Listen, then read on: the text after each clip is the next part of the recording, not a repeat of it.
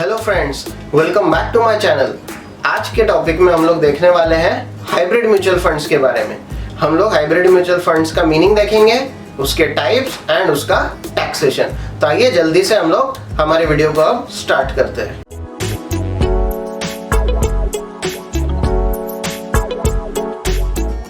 What are hybrid mutual funds? Hybrid mutual funds are combination of equity mutual funds and debt mutual funds. ये आप नाम से ही समझ गए होंगे कि ये कॉम्बिनेशन होता है इक्विटी एंड डेट का। इसमें कुछ पोर्शन इक्विटी होता है, कुछ पोर्शन डेट होता है। इसके टोटल 6 डिफरेंट टाइप्स होते हैं और हर टाइप का टैक्सेशन थोड़ा थोड़ा अलग होता है। तो आइए हम लोग टाइप्स देखते हैं और साथ ही साथ उसके टैक्सेशन भी। Start with hybrid mutual funds. इसके हम लोग अभी टाइप्स देखेंगे एंड उसके टैक्सेशन के बारे में देखेंगे। The first type is the conservative hybrid fund. Now here in investment in equity and equity related instruments is 10 to 25% and in debt instrument it's 75 to 90%. So आप ये देख सकते हैं यहाँ पे ये predominantly debt investments ज़्यादा रहती है, इसमें equity portion कम रहता है। So it is conservative fund which usually invest in high quality debt instruments or debt securities and large cap stocks. It is ideal for low risk investors. इसका taxation similar है debt mutual funds के जैसे ही। मैंने एक debt mutual funds पे और equity mutual funds पे दोनों पे अलग अलग वीडियोस बनाए हैं जिसमें हमने उनके टाइप्स और टैक्सेशन के बारे में डिटेल में डिस्कस किया है। तो आपने अगर वो वीडियो नहीं देखे हैं तो आप वो वीडियो देख सकते हैं। इसका लिंक ऊपर आई बटन पे और नीचे डिस्क्रिप्शन पे मैंने दे दिया है। सो वहाँ से आप टैक्सेशन के बारे में भी सीख सकते हैं। तो कंजर्वेटिव हाइब्रिड फंड का टैक्सेशन एग्जैक्टली सिमिलर है डेट म्यूचुअल फंड्स के टैक्सेशन के जैसा ही।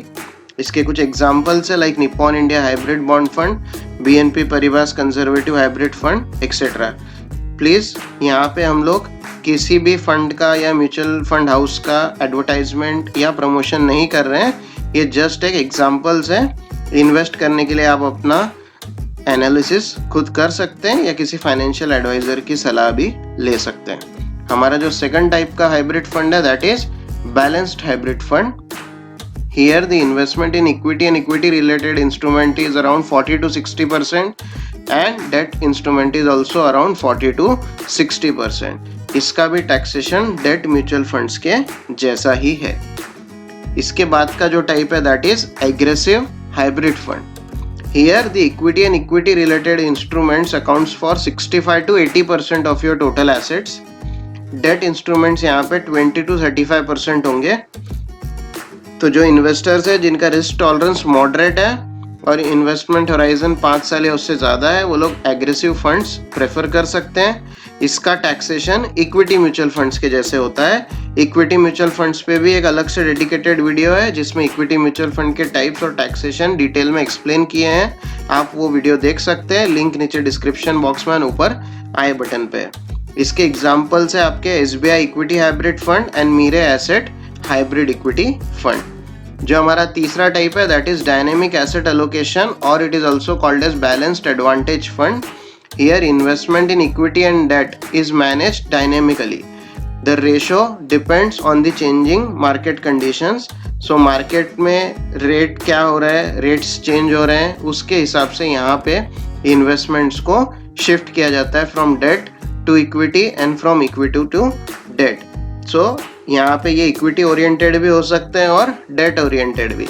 अगर किसी फंड में इक्विटी का जो परसेंटेज है वो 65% या उससे ज़्यादा है तो उसे इक्विटी ओरिएंटेड कहा जाता है, otherwise it is debt oriented. तो जो इक्विटी ओरिएंटेड फंड्स है उनका टैक्सेशन इक्विटी म्यूचुअल फंड जैसा होगा और जो डेट ओरिएंटेड फंड्स है उनका टैक्सेशन डेट म्यूचुअल फंड्स के जैसे होगा। इसके कुछ एग्जांपल्स है जैसे HDFC का बैलेंस्ड एडवांटेज फंड, SBI का dynamic asset allocation fund. Then the next type is the multi asset allocation fund.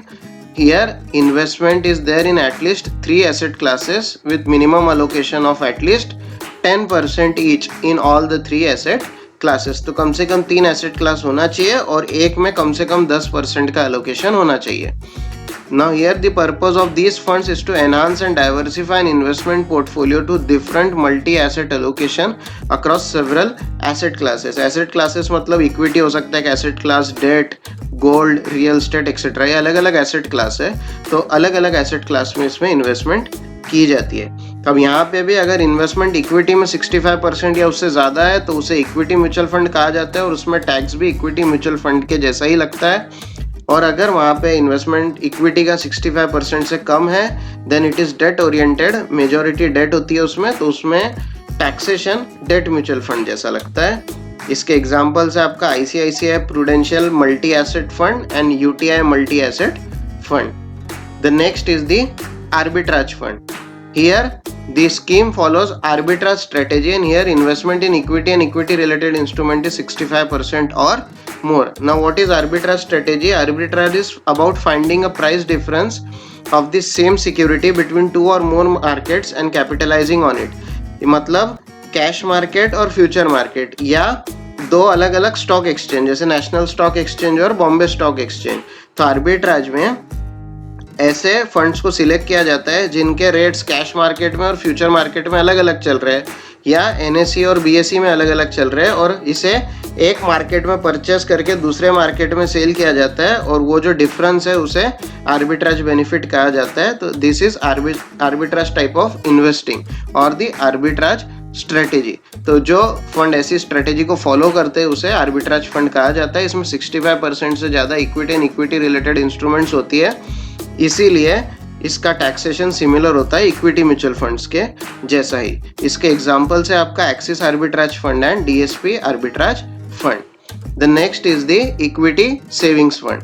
Here the minimum investment in equity and equity related instrument should be 65% and minimum debt investment should be 10%. It is generally a combination of equity arbitrage and a debt fund. Investors with a time frame of less than 24 months for their investment can meet their needs with this investment option. Here taxation is similar to equity mutual funds because minimum investment in equity related instruments and arbitrage is 65% or more. So examples हैं इसके Kotak equity savings fund and HDFC equity savings fund. So friends, कैसा लगा आप सबको ये video? I hope ये video आप लोगों को बहुत पसंद आया होगा. इसे जल्दी से लाइक कर दीजिए और अपने सारे फ्रेंड्स के साथ शेयर कर दीजिए. अगर आप हमारे इस चैनल पे नए हैं तो जल्दी से जाके सब्सक्राइब बटन को प्रेस कर दीजिए. This was Devesh signing off. See you in the next video.